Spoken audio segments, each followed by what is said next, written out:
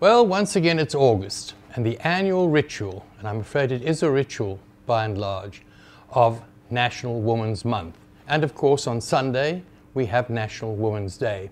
This annual ritual boils down to pledges about improving women's rights, and of course we'll have a look at a bit of history on Sunday, which will be largely the history of the great Women's Anti-Pass March in Pretoria against the Union buildings in 1956.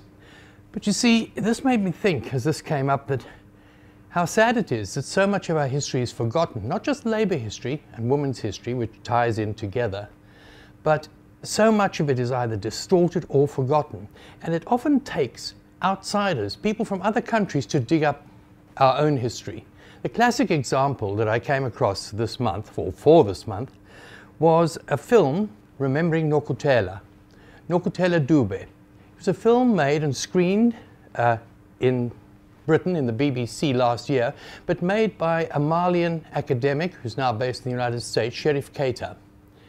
And it's about Nokutela Dube, who actually made a contribution often more than equal to that of her husband, also an educationist as she was. She was also an evangelist and an academic, John Dube, who ended up becoming the first president of the ANC. But what really caught my attention this year was the fact that the introduction of Women's Month was somewhat muted and rather eclipsed by the news that Beijing had been awarded the right to stage the 2022 Winter Olympics. I found this very ironic, and not only because China has a, well, should we say, less than glowing reputation for human, let alone women's rights.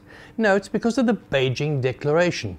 The Beijing Declaration is exactly 20 years old next month. So this year is Beijing plus 20.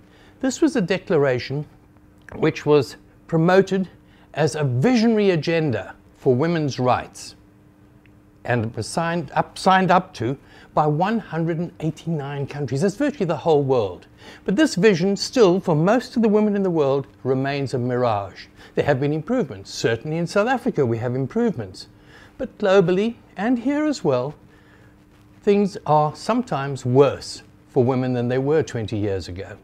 And then of course there's the baleful influence, and I say a baleful influence, of the Olympics and the role of the labour movement in changing that. The initial Olympic movement was not only elitist and racist, it was anti-worker as well. And the labour movement, in contrast, set up in competition, I should say, shouldn't say competition because it was an anti-competitive system of games, of worker games, which by 1931 had a bigger attendance and a bigger number of participants than did the 1932 official Olympics. So this is what I'm going to focus on in my Inside Labour column, which you can read on this platform, Fin24, tomorrow, and in City Press in the business section on Sunday. I'm going to try to bring together the influences and the relationship between Beijing, the Olympics, and women's rights.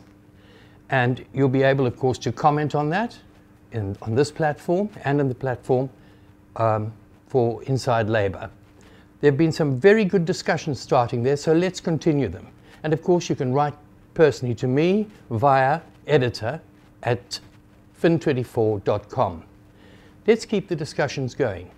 And there's plenty to, again, get your teeth into this week. So for this week, that's all from me. Cheers.